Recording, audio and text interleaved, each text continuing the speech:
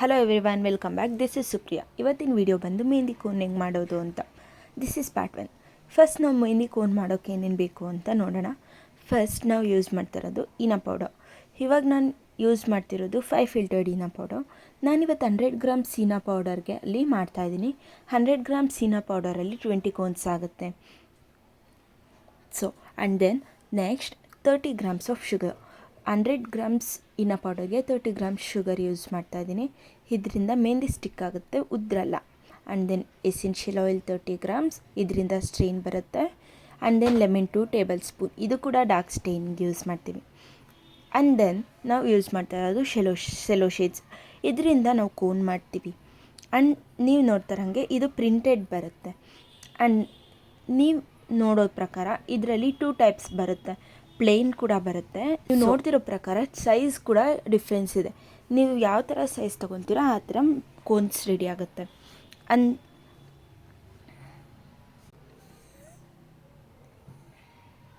Piping bag ಮತ್ತು next ಬರೋ ಸ್ಟಾಕಿಂಗ್ಸಿಂದ ಏನೇನು ಯೂಸ್ ಆಗುತ್ತೆ, ಏನಕ್ಕೆ ಯೂಸ್ ಮಾಡ್ತೀವಿ ಅಂತ ಮುಂದೆ ಹೇಳ್ತೀನಿ.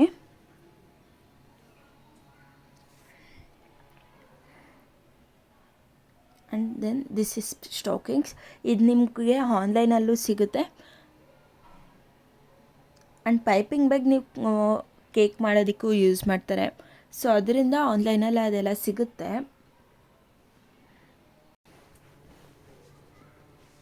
ಆ್ಯಂಡ್ ದೆನ್ ವಾಟರ್ ನಿಮ್ಗೆ ಆ್ಯಸ್ ರಿಕ್ವೈರ್ಡ್, ಎಷ್ಟು ಬೇಕು ಅಷ್ಟು ನೀರು ಹಾಕ್ಕೊಬೇಕಾಗುತ್ತೆ. ನೆಕ್ಸ್ಟ್ ಸೆಲೋ ಟೇಪ್, ಇದು ಮೆಹಂದಿ ಕೋನ್ ಮಾಡೋದಕ್ಕೆ ಯೂಸ್ ಆಗುತ್ತೆ.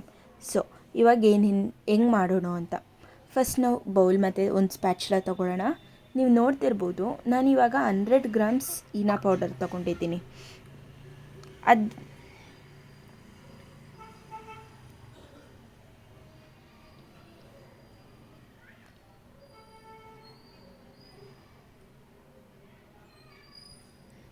So 100 grams henna ಪೌಡರ್ಗೆ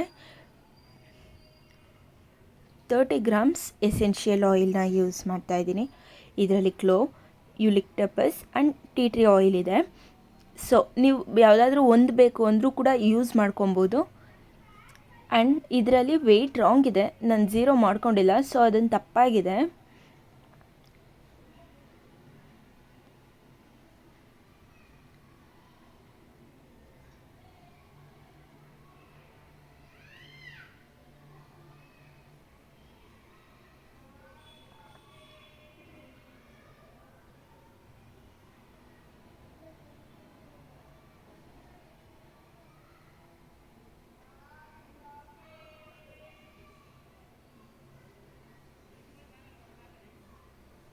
and next ನಾವು ಇವಾಗ ಶುಗರ್ ಯೂಸ್ ಮಾಡ್ತಾಯಿದ್ದೀವಿ.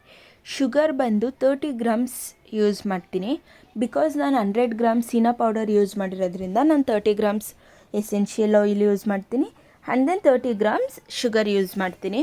ಬಿಕಾಸ್ ಅದರಿಂದ ಆವಾಗಲೇ ಹೇಳಿದ ಥರ ನೀಟಾಗಿ ಸ್ಟಿಕ್ ಆಗುತ್ತೆ, ಬೇಗ ಉದ್ರಲ್ಲ. ಆ್ಯಂಡ್ ಈವನ್ ಡಾರ್ಕ್ ಕೂಡ ಸ್ಟೇನ್ ಬರುತ್ತೆ ಅದರಿಂದ. ಸೊ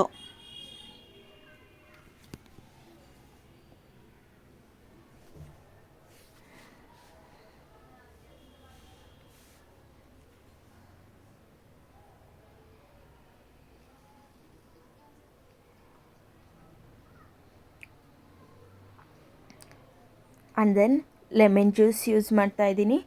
2 ಟೇಬಲ್ ಸ್ಪೂನ್ ಲೆಮನ್ ಜ್ಯೂಸನ್ನ ಯೂಸ್ ಮಾಡ್ತಾಯಿದ್ದೀನಿ. ಸೊ ಇದು ಆಲ್ಮೋಸ್ಟ್ 2 ಟೇಬಲ್ ಸ್ಪೂನ್ಸ್ ಇದೆ. ನಾನು ಸ್ಪೂನಲ್ಲಿ ಲೆಕ್ಕ ಹಾಕಲಿಲ್ಲ, ಸೊ ಹಂಗೆ ಹಾಕಿದ್ದೀನಿ. So 2 tablespoons. ಇದನ್ನು ಏನಕ್ಕೆ ಯೂಸ್ ಮಾಡ್ತಾರೆ ಅಂದರೆ ಡಾರ್ಕ್ ಸ್ಟೇನ್ಸ್ ಬರ್ಬೋದು. ಆ್ಯಂಡ್ ಇವನ್ ಉದ್ರಲ್ಲ ಮೆಹಂದಿ ನೀಟಾಗಿ, ಹುಳಿ ಬೀಳೋದ್ರಿಂದ ಇನ್ನೂ ಸ್ವಲ್ಪ ಚೆನ್ನಾಗಿ ಕಲರ್ ಬರುತ್ತೆ ಅನ್ನೋ ರೀಸನ್ನಿಗೆ ನಾವು ಇದನ್ನು ಯೂಸ್ ಮಾಡ್ತೀವಿ.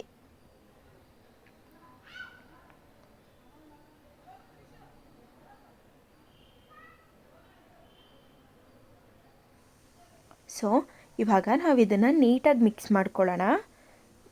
ಮಿಕ್ಸ್ ಮಾಡ್ಕೊತಿರುವಾಗ ನಾವು ಸ್ವಲ್ಪ ವಾಟರ್ ಆ್ಯಡ್ ಮಾಡ್ಕೊಬೇಕು. ಜಾಸ್ತಿ ಒಂದೇ ಸರ್ತಿ ಜಾಸ್ತಿ ನೀರು ಹಾಕೋ ಹಂಗಿಲ್ಲ. ಏನಕ್ಕಂದರೆ ಜಾಸ್ತಿ ನೀರು ಹಾಕ್ಬಿಟ್ರೆ ತುಂಬ ಒಂಥರ ತೆಳು ಆಗುತ್ತೆ.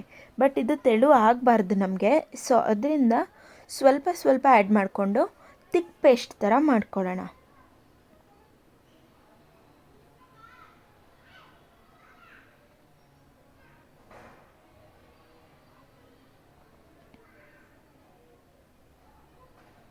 ನೋಡಿ, ನಾನು ಸ್ವಲ್ಪ ಸ್ವಲ್ಪ ನೀರು ಹಾಕ್ಕೊತಾ ಇದ್ದೀನಿ.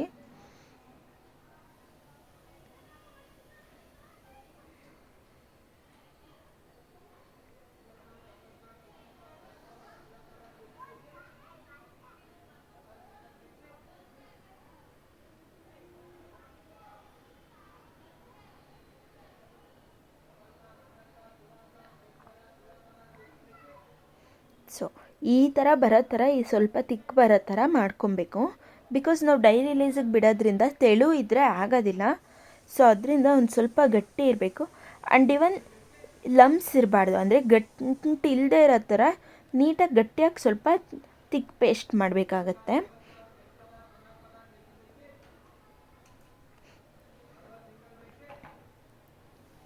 ಆ್ಯಂಡ್ ದೆನ್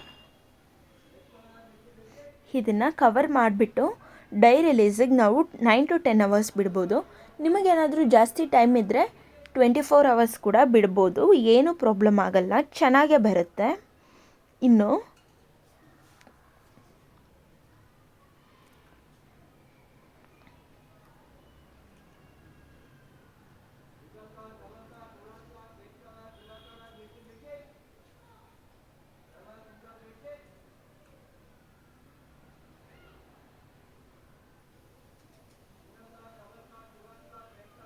ಸೊ ಇದನ್ನು ಲಿಡ್ ತಗೊಂಡು ಕ್ಲೋಸ್ ಮಾಡಿ 9 to 10 hours.